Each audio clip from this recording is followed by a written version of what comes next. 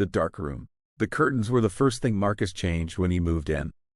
He replaced the thin white panels the landlord had left with something heavier. Blackout fabric, the kind they sold at military surplus stores. The kind that didn't let a single thread of light through. His neighbors probably thought he worked night shifts. He let them think that. It was easier than explaining that daylight, the ordinary honest daylight of a Tuesday afternoon, sometimes felt like an accusation. He sat now in the corner of his living room, back pressed to the wall where it met the other wall, the way his sergeant had taught him to sit in contested spaces. Never leave your six open. Always know your exits. There were two, the front door and the window. He already counted them. He always counted them. The television was off. The phone was face down on the coffee table, its screen dark. Somewhere outside, a car rolled through the intersection with its bass turned up, a low, rhythmic thudding, and Marcus's hands found his knees before he made the decision to move them. His fingers pressed into the fabric of his jeans. Pressure, real pressure. Your hands are here. You are here. He breathed. Therapists had given him words for this. Grounding techniques, sensory anchoring, cognitive restructuring. He had a folder somewhere full of worksheets, the corners bent and soft from being folded and unfolded in waiting rooms. He knew the words. Knowing them and using them were different countries. Separated by an ocean, he couldn't always swim. The darkness helped, in its way. In the dark, the walls stayed where they were supposed to be. It had started, the way it always started, with something small. This morning it had been the smell of diesel from a city bus idling at the corner while he walked to the bodega for coffee. Just a smell, just exhaust and heat in the particular gray-brown cloud that old engines made. Nothing at all, except his body didn't know that.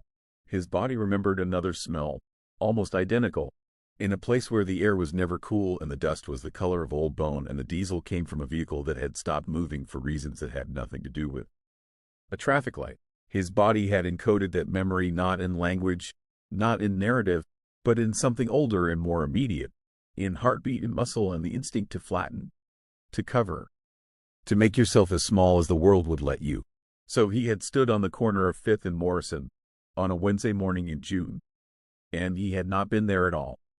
He'd come back, eventually. He always came back. A woman walking a golden retriever had looked at him sideways. The dog had strained toward him on its leash, tail moving like a question, and the small, ordinary kindness of that animal almost broke him in half.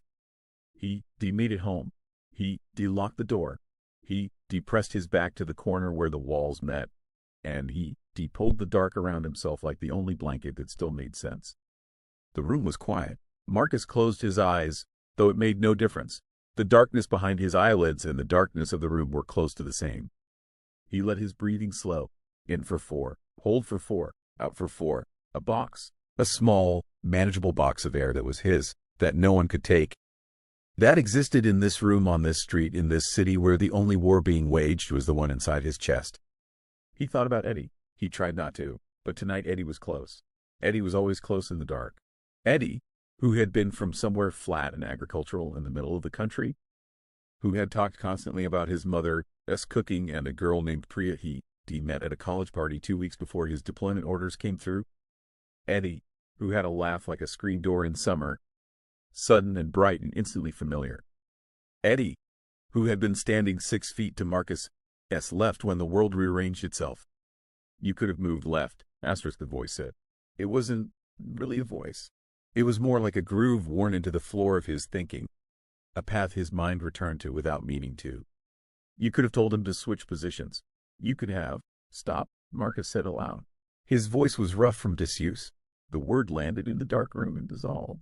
The thing about survivor's guilt that the worksheets didn't fully capture was how logical it felt. That was the trap. It didn't arrive waving a flag, announcing itself as distortion. It arrived in the voice of reason, presenting evidence, pointing to the precise coordinates of every decision that had preceded the moment everything changed. It was meticulous. It was relentless. It built its case in the dark. Marcus pressed the back of his head against the wall. He felt the plaster. Slightly cool. Slightly rough. Real. Here. Outside. A siren somewhere. He tracked it, cataloged it, filed it under city, ordinary, fading, moved through the distance and away. He pulled his knees closer to his chest. He was 31 years old. He had been to places that existed on maps most people had never opened. He had seen things that couldn't be unseen, not by sleep, not by distance, not by the 3 years that had passed since he came home to a city that smelled like coffee and rain and had no idea, no possible idea, what he was carrying. He didn't blame them for not knowing. That was the thing people sometimes got wrong about him. They assumed bitterness, assumed resentment toward the civilians who went to brunch and complained about traffic while he sat in dark rooms. He didn't feel that. He felt something more like loneliness, a specific kind, the loneliness of carrying a weight that had no name in the language that other people spoke. He wished, more than almost anything, that he could put it down.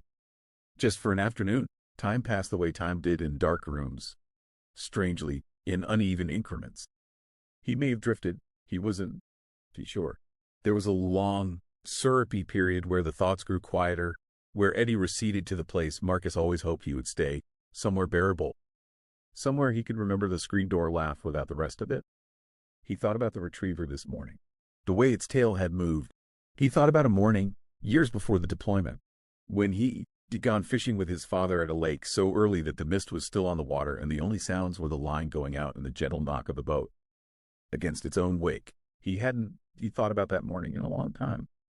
It came back now with unusual clarity. The cold handle of the rod, the smell of the lake, his father's profile in the early light, unhurried in content. His father, who was not a man of many words, who had said that morning, without looking at him, "I'm proud of you, son, in ways I can," he explained right out. Marcus hadn't known what to do with that then. He was 17. He looked at the water and nodded. He would give a lot, right now, to be in that boat. He let out a breath that had been somewhere in his chest for what felt like hours. His hands, which had been fisted in his jeans, slowly opened. Palms up, on his knees, the way the therapist had suggested. Receiving posture, she called it. He called it surrender. But the good kind, the kind you could come back from. He didn't hear the knock at first. When it came again, soft, not urgent, the specific knock of someone who understood that the door might be hard to come to. He raised his head. A third knock, then a voice. "Marcus." A pause. It's me. I saw your light was off. I wanted to check. He sat still for another moment. His heart was moving faster than it needed to. Front door, one exit, known person, safe. He unfolded himself from the corner, his knees aching in a way that suggested he'd been there longer than he realized.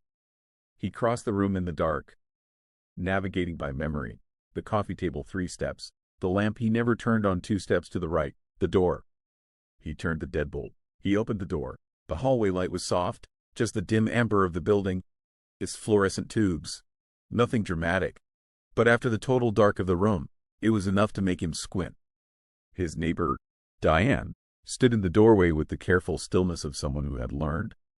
Over many months and small conversations in the hallway and bowls of soup left outside his door, how to be near him without startling him.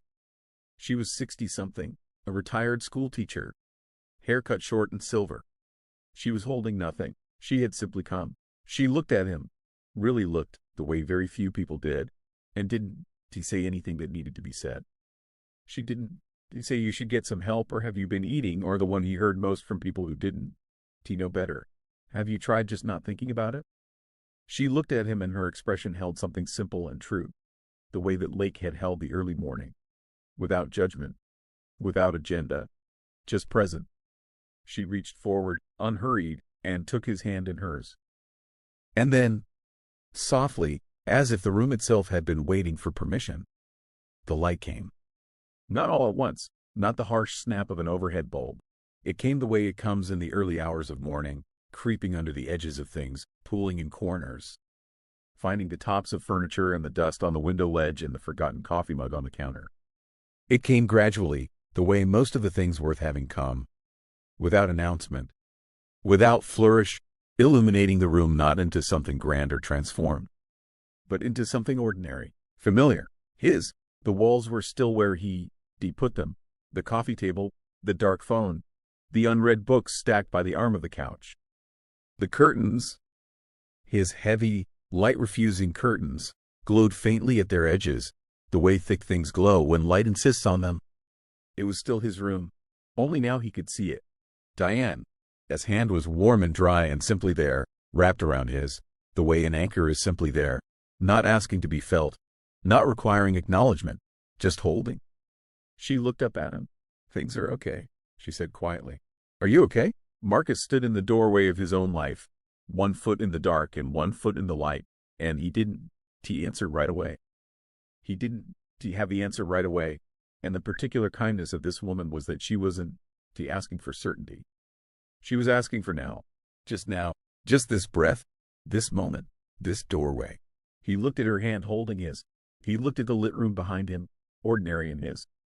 He thought about a lake in early morning, mist on the water, a line going out. "I think so," he said. "I think I'm okay."